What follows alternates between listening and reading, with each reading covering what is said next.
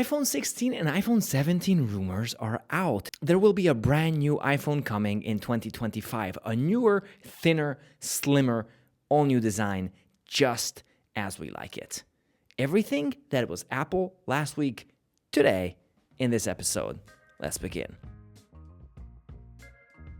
What's up, Lollipop? My name is Joe, and in today's video, we have Apple news. We have Apple news about the iPhone 16, we have Apple news about iPhone 17, Apple Watch SE, Apple Watch 10, and that Siri, well, it's not going good for Siri. But let's start with iPhone 16. So iPhone 16 is the new device that's coming for us in September-ish, hopefully it arrives in September.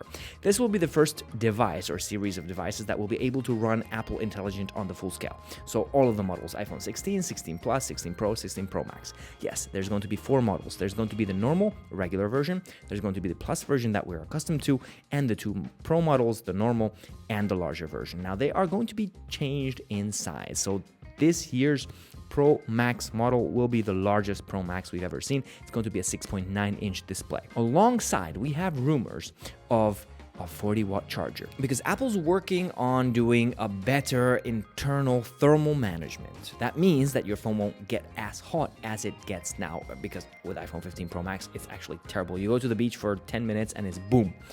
So they're gonna fix the insides of the phone. And because they fixed the thermals, that means that they can raise the fast charging from 20 watts to 40 watts. I know it's not much, but it's double, eh? I mean, double of 1 is 2. We're going upwards. Yay. Silliness aside, Apple does take care of us, and they do like to keep their devices safe. Not like whatever happened with Samsung Galaxy S or Samsung Galaxy S7, I think it was, that exploded on planes. Anyway, in any way, we are getting a new 40-watt charging in the iPhone 16, alongside with the new cameras, with new Siri capabilities, with new Apple Intelligence.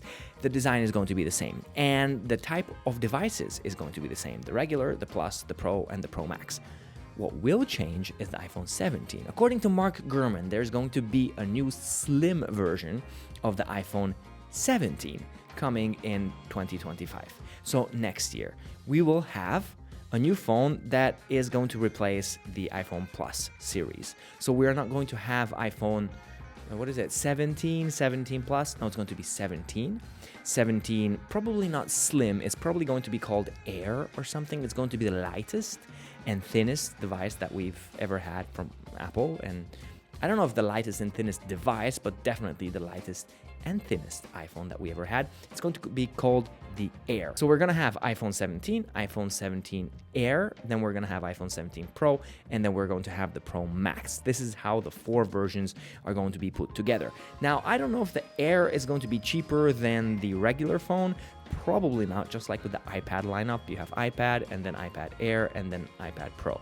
I think they're going to replicate this with the iPhone models as well. In my opinion, it's kind of silly. It should be the other way around. The Air should be the cheapest and lightest in plastic and everything, and then you have iPhone, and then you have iPhone Pro. You know, that is what it makes sense. And you should totally get rid of the numbers. You can just have iPhone, iPhone Air, and iPhone Pro.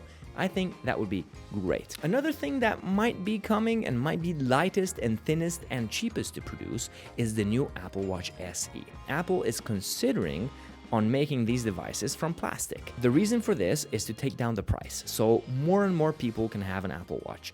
Now we have Apple Watch SE. It's relatively at a low price. It can do a lot of things that the regular version or the Ultra version can.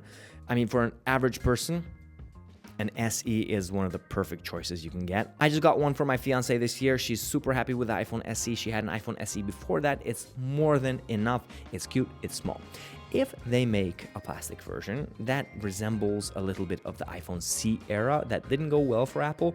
So we'll see what they actually will do with this.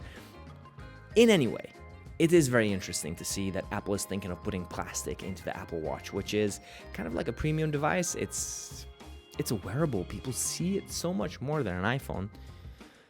If they can get the price down to, let's say, $99, that would be awesome. That's the first step for people to get an Apple Watch. Then they're like, oh, this would work better with an iPhone. Then they get the iPhone, then they get the iPad, then they get the MacBook, then they get the iMac, then they get the Mac Pro, and then they get the Vision Pro, and then they go bankrupt. But what is also interesting that with the Apple Watch Series 10, that is coming this year, it's Apple Watch's 10th birthday. And what did we get with iPhone 10? We got a major redesign. Well, that is not going to happen with Apple Watch. Apple Watch is going to stay the same. The difference will be that it will have a little bit bigger display and the device will be a little bit slimmer. Other than that, don't expect anything else to change. The reason we're not getting anything is because Apple is thinking of this device as a health device. And as a health device, well, you're not really looking at design anymore so much as sensors. And sensors, boy, did we have rumors regarding sensors. First of all, there was a rumor that we were going to get blood pressure sensors in there, and secondly, that glucose monitoring. None of them is going to appear. Apple is having problems with these sensors, especially now in the US with the blood oxygen sensor not working properly or not being allowed. It is a little bit messy for Apple to add these new sensors. In any way, Apple Watch is not going to be the big redesign or not big update that we were expecting. It will debut this fall, sometime in September or maybe October. Who knows? Apple likes to split these things apart. Maybe we're getting some new Macs, we're getting some new iPads, and of course, we might be getting some stuff in August. Because why not? Apple likes to put out stuff. Maybe just with a press release, we're gonna get new devices.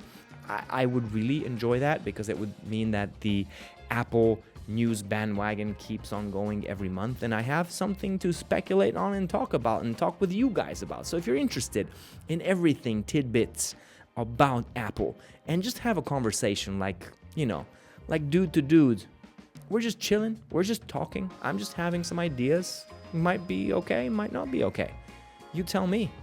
There's the comment section, see you down there.